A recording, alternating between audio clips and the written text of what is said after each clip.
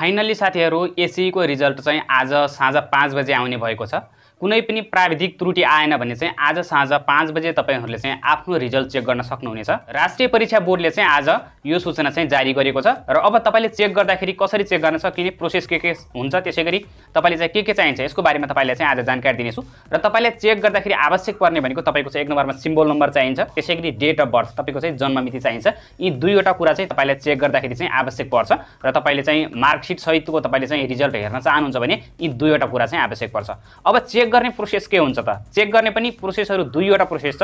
एकवटा प्रोसेस पहिलो प्रोसेस भनेको तपाईको चाहिँ एसएमएस मार्फत तपाईले चाहिँ चेक गर्न सक्नुहुन्छ भने अर्को तपाईले चेक गर्ने भनेको तपाईले अनलाइन मार्फत चेक गर्न सक्नुहुन्छ। र अनलाइनबाट चेक गर्नको लागि चाहिँ विभिन्न वेबसाइटहरु चाहिँ प्रकाशन गरेको छ, राष्ट्रिय परीक्षा बोर्डले चाहिँ प्रकाशन गरेको छ। यी वेबसाइटबाट तपाईले चाहिँ गर्न सक्नुहुन्छ र ती दुईवटा तरिकाहरु के रहेका छन् र तपाईले कसरी चेक गर्ने आउनुहोस् जानु भिडियोमा।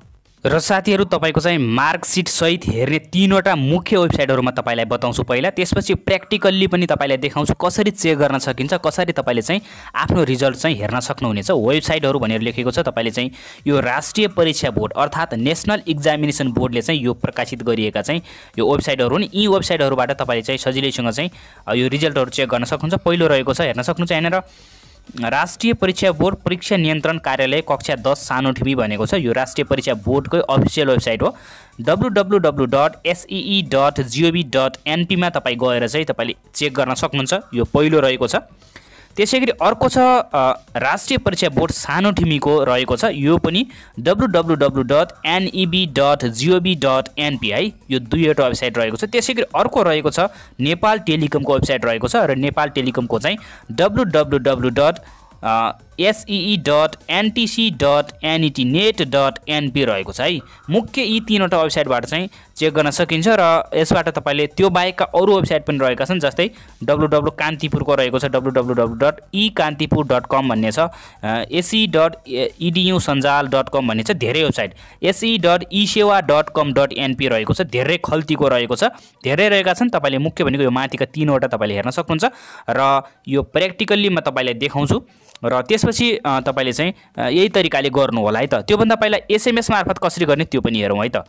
र एसएमएस मार्फत पनि रहेको छ, जस्तै एसएमएस भनेको तपाईले चाहिँ नेपाल टेलिकमको रहेको छ, एनटीसी को सिमबाट तपाईले गर्न सक्नुहुन्छ। त्यसको लागि 1600 मा तपाईले एसएमएस पठाउनु पर्ने हुन्छ। मतलब के गर्नुपर्छ, एसएमएस बक्समा गएर तपाईले एसईई टाइप गरेर स्पेस दिएर तपाईको सिम्बल नम्बर राखेर 1600 मा तपाईले पठाउनु भयो भने तपाईको चाहिँ आउनेछ है, रिजल्ट देखिनेछ। त्यसैगरी अर्को छ जानकी टेक्नोलोजी प्राली भन्ने छ, 35001 मा पठाउनु पर्ने हुन्छ। सेम प्रोसेस एसईई लेखेर ठुलो अक्षरमा है क्यापिटल लेटरमा एसईई लेखेर स्पेस दिएर तपाईले 35001 मा पठाएपछि तपाईको चाहिँ रिजल्ट आउनेछ।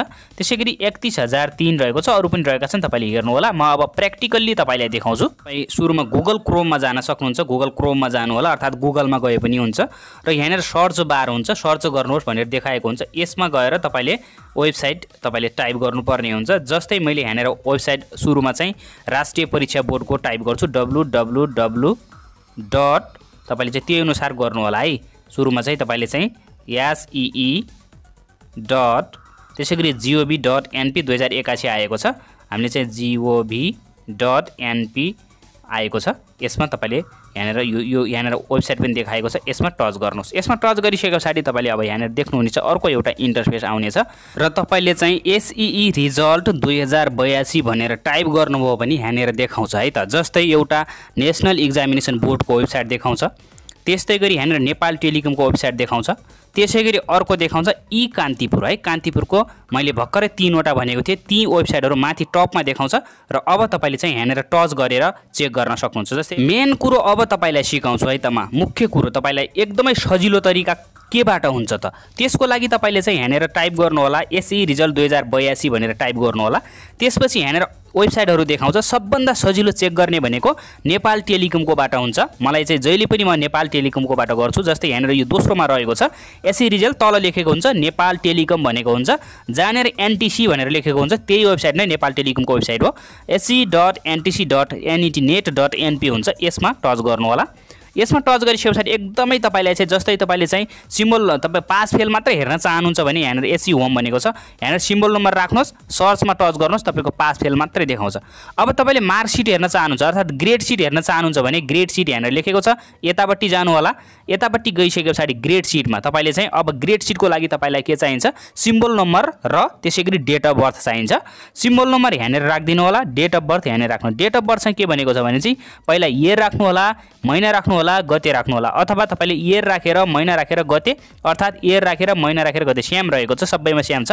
त्यसपछि सर्च रिजल्ट भन्ने छ है यहाँनिर।